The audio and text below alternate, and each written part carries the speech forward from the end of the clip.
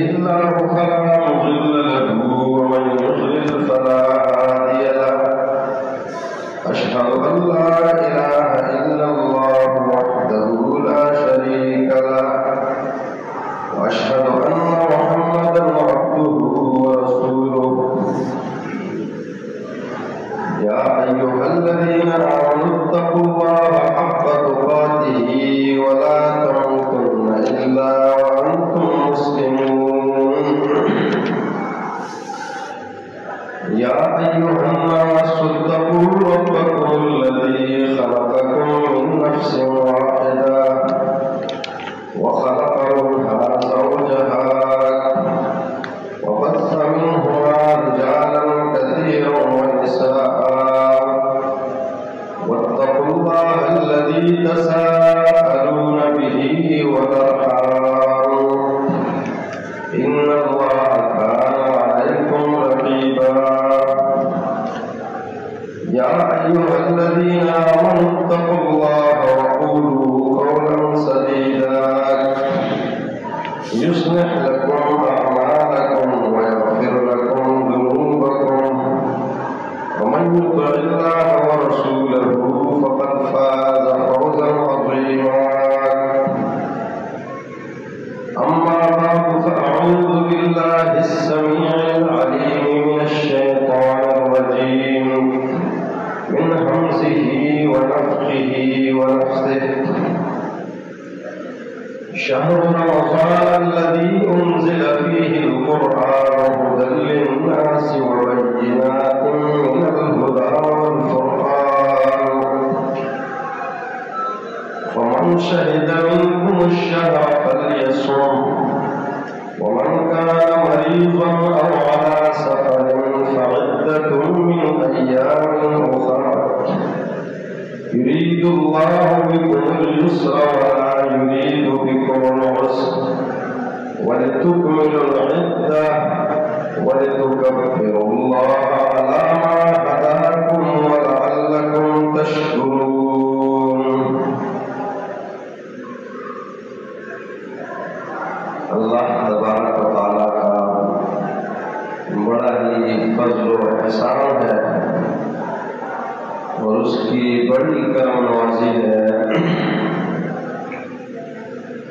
کہ وہ ہمیں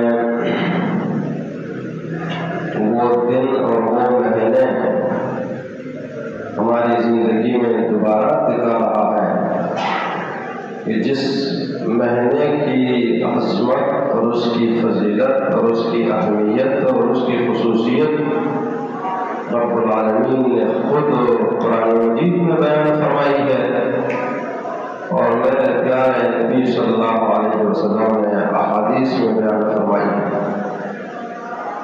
ایک ایسا مہینہ ہمیں زندگی میں دوبارہ نصیب ہو رہا ہے کہ جو عظیم الشان مہینہ ہے، اتنا عظیم الشان مہینہ ہے کہ قرآن مجید میں اللہ تبارک و تعالیٰ نے 12 مہینوں میں سے صرف اس کا نام دیا ہے شہر رمضان، اور یہ اضافت اللہ تبارک و تعالیٰ نے تکریم اور تعظیم کے طور پر کی ہے۔ شہر رمضان الذی انزل فیہ القرآن، رب العالمین فرماتا ہے رمضان کا مہینہ وہ مہینہ ہے جس میں قرآن مجید اتارا گیا ہے۔ پھر اگر حقیقت کو مد نظر رکھا جائے تو احادیث مبارکہ کی روشنی میں صرف قرآن مجید نہیں بلکہ تمام آسمانی کتابیں اسی مہینے میں اتری ہیں۔ شیخ البانی رحمہ اللہ نے صحیحہ کے اندر حدیث نقل کی ہے جس میں میرے نبی نے تمام آسمانی کتابوں کے بارے میں وضاحت فرمائی ہے۔ آپ نے فرمایا کہ صحف ابراہیم ابراہیم علیہ السلام پر جو صحیفے اتارے گئے 30 صحیفے تھے وہ رمضان المبارک کی پہلی تاریخ کو اتارے گئے۔ تورات جو موسیٰ علیہ السلام پر اتاری گئی اور عظیم الشان کتاب تھی، لوگوں نے بعد میں اس میں تحریفات اور تبدیلیاں کی، لیکن بہر صورت تورات یہ 6 رمضان المبارک میں اتاری گئی تھی۔ انجیل جو عیسیٰ علیہ السلام پر اتاری گئی تھی، مبشرا برسول یأتی من بعد اسمہ احمد، جس میں میرے نبی صلی اللہ علیہ وسلم کی آمد کی خصوصی خوشخبری دی گئی تھی، بطور نام ان کا تذکرہ عظیم الشان کیا گیا تھا۔ وہ کتاب انجیل 13 رمضان المبارک کو اتاری گئی۔ زبور جو داؤد علیہ السلام پر اتاری گئی عظیم الشان کتاب، جس کے لیے پرندے جمع ہو جایا کرتے تھے سننے کے لیے، کیونکہ داؤد علیہ السلام کو رب العالمین نے ایک عجیب عظیم لہجہ دیا تھا، وہ زبور 18 رمضان المبارک کو اتاری گئی، اور قرآن مجید لیلۃ القدر کو اس صحیحہ کے اندر جو حدیث ہے اس میں 24 رمضان آتا ہے، لیکن 24 تو لیلۃ القدر نہیں ہوتی۔ تو اس اشکال کا حل یہ ہے کہ 24 سے مراد ہے 25 کی رات۔ اس حدیث میں 24 کا دن اترا ہے، تو تاریخ جو گزری تو 24 کی، رات 25 کی تھی، تو لیلۃ القدر کو قرآن مجید اترا۔ یہ دوسری خصوصیت، قرآن مجید میں صرف اس مہینے کا نام مبارک ذکر کیا گیا بطور عظمت، اور میرے نبی نے بھی اس مبارک مہینے کے آنے سے پہلے جو خطبہ دیا اس میں بھی اس کو عظیم کہا، شہر عظیم شہر مبارک، لوگوں تم پر ایک عظیم مہینہ آنے والا ہے۔ یہ بطور استقبال اور بطور خوشی آپ نے کہا، شہر مبارک اور عظیم کے ساتھ مبارک ہے، خیر برکتوں سے بھرا ہوا مہینہ۔ تو صرف اسی کو عظیم میرے نبی نے کہا، رب العالمین نے صرف اسی کا نام لیا، اور بطور عظمت تمام آسمانی کتابیں اسی میں اتاری گئی۔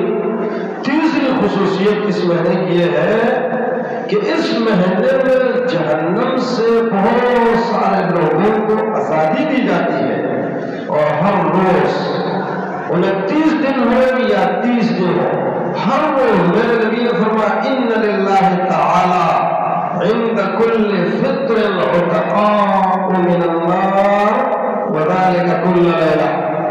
صحیح الجامع الصغیر کی حدیث ہے، آپ نے فرمایا یقین اللہ تبارک و تعالی اور سارے لوگوں کو آزاد کر دیتا ہے جہنم سے، اور آپ نے فرمایا وذلك كل لیلہ، ہر رات ایسا ہوتا ہے۔ افطار کے وقت سے شروع ہوتا ہے سلسلہ، اور ساری رات بہت سارے لوگوں کو رب العالمین از جہنم سے آزادی دیتا ہے۔ چوتھی خصوصیت اس مہینے کی یہ ہے کہ ہر 24 گھنٹے میں، یعنی دن اور رات میں، اللہ تبارک و تعالیٰ نے ایک دعا آپ کے لیے مقرر کی ہے، دعوت مستجابۃ کے الفاظ آئے ہیں۔ صحیح الترغیب کی یہ روایت ہے، آپ نے فرمایا کہ ہر رات اور دن میں فی کل یوم و لیلۃ دعوت مستجابہ، ایک تو افطار کے وقت کی بات ہے، اور ایک یہ کہ 24 گھنٹے میں اللہ نے آپ کو اختیار دیا ہے کہ اپنی خاص دعا آپ اللہ سے مانگے، رب العالمین قبول فرمائے۔ تو کتنی دعائیں کو مانگے گا، خواہشات کتنی ہوگی، جائز سوالات کتنے ہوں گے، کسی کی اولاد نہیں ہے اولاد مانگ رہا ہے، کسی کی شادی کا مسئلہ ہے، کوئی قرض میں پھنسا ہوا ہے، کوئی بیمار ہے، کوئی غیر مسئلہ ہے، کوئی گناہوں کی معافی چاہ رہا ہے، ہر دن ایک دعا خاص رب العالمین قبول فرماتا ہے۔ اس کا معنی یہ نہیں کہ دوسری قبول نہیں کرتا، جتنی چاہے، لیکن یہ ایک تو ضرور اللہ قبول فرماتا ہے۔ یہ میرے نبی نے فرمایا دعوت مستجابہ فی کل یوم و لیلہ، اللہ کی قسم خیر کا مہینہ ہے زبردست۔ پانچویں خصوصیت اس مہینے کی یہ ہے کہ جنت کے 8 دروازے اس میں کھول دیے جاتے ہیں. فتحت ابواب الجنت الثمانیہ، جنت کے 8 دروازے جن میں سے ایک کا نام ہے الریان، باب الریان، روزداروں کے لیے خاص ہے. دوسرے کا نام ہے باب الصلاۃ، صلاۃ کا دروازہ جو نماز کا زیادہ اہتمام کرتا ہے. تیسرے کا نام ہے باب الصدقہ، چوتھے کا نام ہے باب الجہاد، پانچویں کا نام ہے باب الحج، اور چھٹے کا نام ہے باب العلم، ساتویں کا نام ہے باب الذکر یا باب العلم، اور 8ویں دروازے کا نام ہے القاظم، باب القاظمین الغیظ. غصہ پینے والوں کے لیے رب العالمین نے علیحدہ دروازہ رکھا ہے، مشکل کام ہے اس لیے القاظمین الغیظ. 8 دروازے ہیں جنت کے، 8 دروازے ہیں. حافظ ابن حجر رحمہ اللہ انہوں نے فتح الباری میں لکھا ہے 8 دروازوں کو رب العالمین کھول دیتا ہے، کھول دیتا ہے. جس دروازے سے کوئی چاہے، اعمال تو بہت سارے ہیں، 1 2 3، جس سے چاہے. ابو بکر صدیق رضی اللہ عنہ نے ایک بار کہا تھا، آپ نے فرمایا کہ بعض لوگوں کو جنت کے ہر دروازے سے آواز دی جائے گی. تو ابو بکر صدیق نے کہا کہ ایک دروازے سے بھی جانا تو کافی ہے، کیا آدمی جائے گا بھی ایک ہی دروازے سے؟ اللہ ہم سب کو لے جائے. تو 8 دروازے، یہ کمال کی بات ہے نا کہ 8 دروازے پر فرشتے آواز دے رہے، آؤ بھائی ادھر سے، اہلا و سہلا مرحبا. دوسرے دروازے سے، تیسرے. کمال کی بات ہے. جائے گا ایک سے، لیکن وہ کسی کو دعوت دینے والا ہو، ایک کہ بھائی ہمارے پاس آؤ، دوسرے کہتے ہیں ہمارے پاس آؤ، دوسرے تیسرا 8 دروازے. اور یہ 8 دروازے اس مہینے میں رب العالمین کھول دیتا ہے. فتحت ابواب الجنت الثمانیہ. اور جہنم کے 7 دروازے ہیں، سارے رب العالمین بند کر دیتا ہے، انہیں ماحول بناتا ہے. رب العالمین راہیں ہموار کرتا ہے.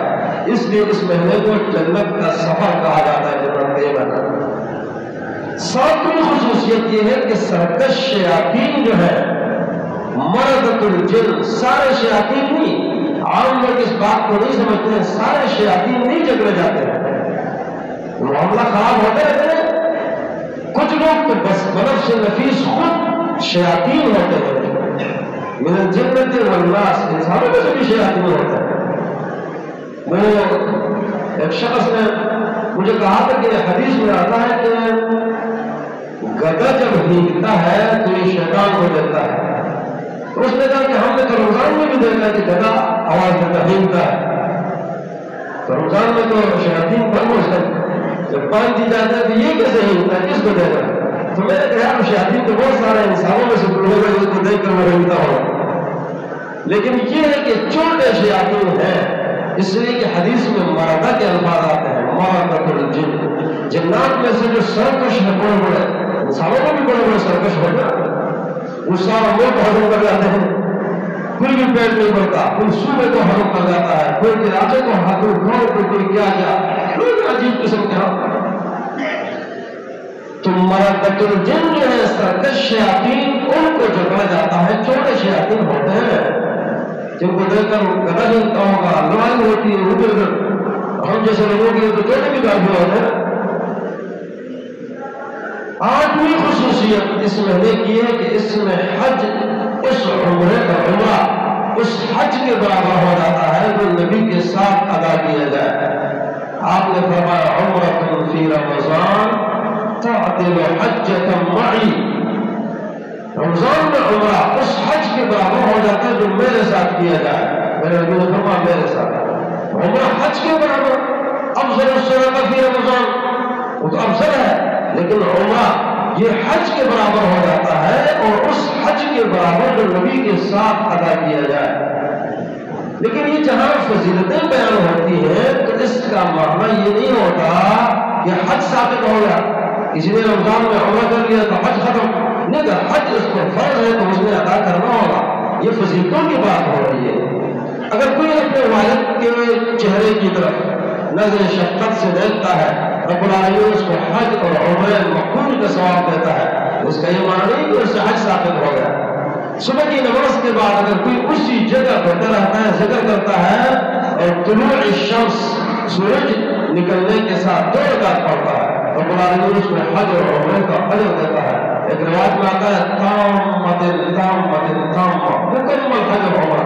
لیکن اس کا معنی یہ نہیں ہے کہ اس سے حج ثابت ہو گیا، حج تو اس نے ادا کرنا ہے تو اس پر فرض ہو، لیکن فضیلت اتنی بڑی ہے وہ حجۃ معی، اللہ کے رسول کے ساتھ کیے ہوئے حج کے برابر ہو جاتا ہے۔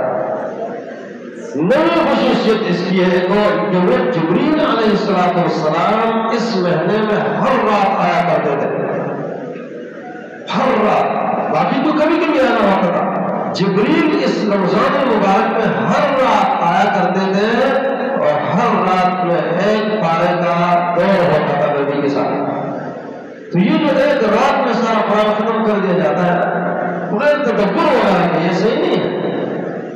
3 دن سے کم میں جس نے قرآن پڑھا، میرے نبی نے فرمایا اس نے قرآن کو سمجھا ہی نہیں، اور سمجھنا لازمی ہے۔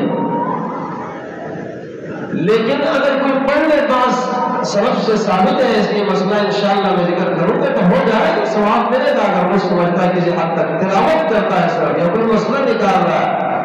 لیکن بنیادی طور پر جو اصل ترتیب ہے وہ یہ کہ بالکل آخری دہائی میں آخر میں جا کر قرآن مجید کی تکمیل ہو۔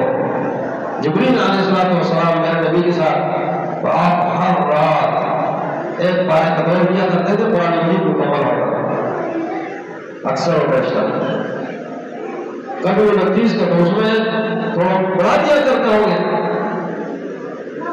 لیکن جس سال آپ کی فوتی ہو رہی تھی اس سال جبریل علیہ السلام 2 بار آئے، 2 بار قرآن کا دور ہو، تو مانا 2 پارے پڑھا کریں 2 بار۔ نبی صلی اللہ علیہ وسلم نے فرمایا کہ اس سال جبریل میرے پاس، یعنی 2 بار میرے ساتھ اس نے قرآن مجید کا دور کیا، 2 بار۔ ہو سکتا ہے کہ میری موت قریب آ گئی ہو، آپ نے اس سے اندازہ لگایا، اور یقیناً اگلا رمضان آپ کو ملا نہیں ملا۔ رمضان قیمتی مہینہ ہے، انتہائی قیمتی مہینہ ہے۔ اس کی ایک اور خصوصیت یہ ہے کہ اس میں اللہ تبارک و تعالیٰ نے ایک رات مقرر کی ہے، لیلۃ القدر، لیلۃ القدر خیر من الف شہر۔ سارے سال کے دنوں، مہینوں، ہفتوں کے اندر آپ کو یہ رات نہیں ملے گی جو آخری دہائی میں آتی ہے، جس کو لوگ چائے اور پراٹھے میں گزار دیتے ہیں، کوئی کیا کر رہا ہے، کوئی کیا کر رہا ہے۔ یہ لیلۃ القدر اس مہینے میں اللہ تبارک و تعالیٰ نے مقرر کی ہے۔ 11ویں خصوصیت یہ ہے کہ اس مہینے کی خیر اور برکات کو نہ سمیٹنے والے کے لیے جبریل علیہ السلام نے بددعا کی ہے، اور میرے نبی نے اس پر آمین کہی۔ سیڑھی پر آپ نے قدم مبارک رکھا، آپ نے فرمایا آمین، دوسری پر آمین، تیسری پر پھر آمین۔ صحابہ کرام نے پوچھا یا رسول اللہ، نماز میں تو آپ کی آمین ہم سنتے ہیں، لیکن یہ سیڑھی پر، منبر کی سیڑھی پر آپ کا آمین، کہاں جبریل آئے اور اس نے 3 بددعائیں کی۔ ایک بددعا یہ کی کہ وہ شخص کہ جو ماں باپ میں سے دونوں کو یا ایک کو اپنی زندگی میں پائے اور جنت حاصل نہ کر لے، اللہ اس کو غارت کر دے، اللہ اس کو برباد کر دے، تباہ کر دے۔ میں نے کہا آمین۔ کہا ایک بددعا یہ کی کہ جہاں آپ کا نام لیا جائے اور آپ پر کوئی درود نہ پڑے، کتنا مشکل کام ہے، 20 تک بڑے فائدے ہیں درود کے، جو آپ پر درود نہ پڑے وہ غارت ہو جائے، تباہ ہو جائے، برباد ہو جائے۔ میں نے کہا آمین۔ کہا ایک بددعا یہ کی کہ جس شخص پر رمضان المبارک کا یہ مہینہ آ جائے اور اپنی بخشش نہ کروائے وہ برباد ہو جائے، ابعدہ اللہ اس کو اپنی رحمت سے دور کر دے۔ سال تو کچھ بھی کرتا رہا، اتنا عظیم مہینہ آیا اور یہ بدبخت یہ اب بھی اپنی بخشش نہ کرا سکا، اللہ اس کو غارت کر دے، اس کو تباہ و برباد کر دے۔ کہا میں نے اس پر بھی آمین کہی۔ آپ اس بات کو ذرا سمجھنے کی کوشش کریں، ایک ایسی بددعا جس کو دینے والا جبریل امین ہو، نزل بہ الروح الامین، روح القدس، اور جس پر آمین کہنے والا سید الاولین والآخرین محمد رسول اللہ صلی اللہ علیہ وسلم ہو۔ اللہ کی قسم وہ ڈائر جائے گی اور ایسا شخص غارت ہو جائے گا، ہلاک ہو جائے گا۔ اس کا اہتمام کرنا چاہیے، اس کا خیال رکھنا چاہیے۔ اور اس لیے اللہ کے رسول نے فرمایا یہ مہینہ من حرم خیرہ فقط من حرم، جو اس سے محروم ہو گیا، اس مہینے سے محروم ہو گیا، فقط حرم الخیر کلہ، وہ سارے خیر سے محروم ہو گیا۔ کیا خیر اس کو ملے گا؟ اس مہینے سے محروم ہو گیا جس نے اس مہینے کی خیر کو نہیں سمجھا، جس نے اس مہینے سے اپنی مغفرت نہ کرائی، رب العالمین کی قربت اور اس کی محبت حاصل نہیں کی۔ فقط حرم الخیر کلہ، ہر قسم کے خیر سے محروم رہ گیا۔ اس لیے کہ جبریل نے دعا کی ہے اور میرے نبی نے اس پر آمین کی ہے۔ اس کی ایک خصوصیت یہ ہے کہ اس میں اللہ تبارک و تعالیٰ نے روزہ فرض کیا ہے، روزہ، یہ اس کی خصوصیت۔ باقی پوری ساری خصوصیات ہیں، ہم ایک چیز کی طرف توجہ دیتے ہیں، ایک چیز نہیں۔ مثلاً اس میں قرآن مجید اتارا گیا تو قرآن مجید کے ساتھ زیادہ تعلق، جبریل آ کر دعا کر رہے ہیں اور روزہ اور قرآن دونوں شفاعت کرتے ہیں۔ ایک عظیم کام، بڑے بڑے محدثین علماء کرام، امام زہری رحمۃ اللہ علیہ فرماتے ہیں کہ یہ مہینہ انما هو شہر القرآن و اطعام الطعام، یہ مہینہ لوگوں کو کھانا کھلانے کا مہینہ ہے۔ یہ خصوصی طور پر غریبوں، مسکینوں اور لوگوں کو کھانا کھلایا اور قرآن کا مہینہ ہے۔ ساری آسمانی کتابیں اس میں اتاری گئی، قرآن مجید میں اتارا گیا، تو قرآن زیادہ سے زیادہ۔ یہ امام سوری رحمۃ اللہ علیہ کا بھی یہ قول ہے، اور زہری رحمۃ اللہ علیہ یفر من مجالس الحدیث، من قراءۃ الحدیث ومجلس اہل العلم، اہل علم کے ساتھ جو اٹھنا بیٹھنا ہوتا تھا، حدیثوں کی جو پڑھائی ہوتی تھی، سارا کچھ چھوڑ کر قرآن مجید کی تلاوت پر لگ جاتے تھے، اس کے فہم اور تدبر پر۔ اس میں زیادہ سے زیادہ یہ شہر القرآن ہے، لوگ اس کا اہتمام اس لیے کرتے تھے کہ اس میں جو خصوصیات ہیں رب العالمین نے رکھی ہیں، واللہ یہ تبدیلی کا مہینہ ہے۔ اگر کوئی شخص اس مہینے میں آ کر تبدیل نہ ہو جائے کب تبدیل ہوگا؟ میرا نبی اس کی صفات میں تبدیلیاں آ رہی ہیں۔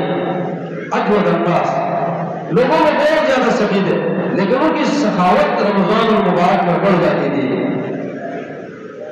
یہ جو بڑھ رہی ہے اس کا معنی تبدیلی ہو رہی ہے، جبریل آ رہے ہیں، ماحول بن گیا، سب کچھ بڑے بڑے شیاطین جکڑ دیے گئے، اب اس کے باوجود ایک آدمی اسی طرح ہے، اس میں تبدیلی نہیں آ رہی ہے، اس کا معنی اس کے دل پر تو موڑ لگ گئی ہوگی، بدبخت ہے۔ یہ اتنا عظیم مہینہ ہے، 6 مہینے قبل نیک لوگ دعا کیا کرتے تھے، اللہم یا اللہ بلغنا رمضان، ہمیں رمضان تک پہنچا دے اللہ۔ جب رمضان گزرتا تھا تو 6 مہینے تک یہ دعا چلتی رہتی تھی کہ یا اللہ جو کچھ کیا ہے اس کو قبول فرما۔ قبولیت تو آسان ہے، اگر قبول نہ ہو کچھ بھی نہیں ملے گا۔ تو اس کے لیے اتنے دنوں سے اس کا مانگنا، میرے نبی کی خصوصی تعلیم اور تربیت اور اس کے لیے تیاری اور استقبال کی تقریر کے لوگوں عظیم محنت تم پر آ رہا ہے، بڑا خیال رکھو، استقبال کرو اس کا، اس پر خوش ہو جاؤ۔ یہ خوشی کا میں پریشان نہیں ہونا ہے، کیا کہ پریشان ہو جائے۔ یہ لوگ روزہ رکھتے ہیں، تلاوتیں کرتے ہیں، اذکار کرتے ہیں، سارے میں کیا سمجھتے ہیں، اللہ خوش ہوتے ہیں، نیک لوگ خوش ہوتے ہیں۔ اور جب آدمی خوش ہوتا ہے تو خوشی میں اللہ تبارک و تعالیٰ اس کو نوازتا ہے، اس کے خیر سمیٹتا ہے۔ تو ایک روزہ بھی اسی میں مقرر کیا گیا ہے، فرض کیا گیا ہے۔ روزے میں بجائے خود خیر ہے، بہت سارا خیر رب العالمین نے اس میں رکھے ہیں، انشاءاللہ بیان ہوگا، لیکن یہ کہ وہ روزہ ہو، من صام رمضان وتحفظ ما ينبغي له ان يتحفظ کفر ما قبلہ۔ میرے نبی نے فرمایا جس نے روزہ رکھا اور اس کی حفاظت کی، اس کا خیال رکھا، جتنی کوئی چیز اہم اتنی اس کی حفاظت ہوتی ہے۔ اگر حفاظت تو ضائع ہو جائے، مہینہ کھیل کود میں گزار رہا ہے، چکے کر نکل رہا ہے، کوئی کیا کر رہا ہے، کیا کر رہا ہے، ہوٹل بیٹھا ہوا رات کو دیر سے جاگنے کے دن ہے، رات کے یہ سارا مہینہ تو گزر جائے گا۔ نہیں، روزہ رکھ رہا ہے، اس مہینہ آ رہا ہے، اس کا خیال رکھا، جب خیال رکھا تو سارے گناہ اللہ معاف کر دیتا ہے۔ کفر ما قبلہ، یہ روزے کی خصوصیت ہے۔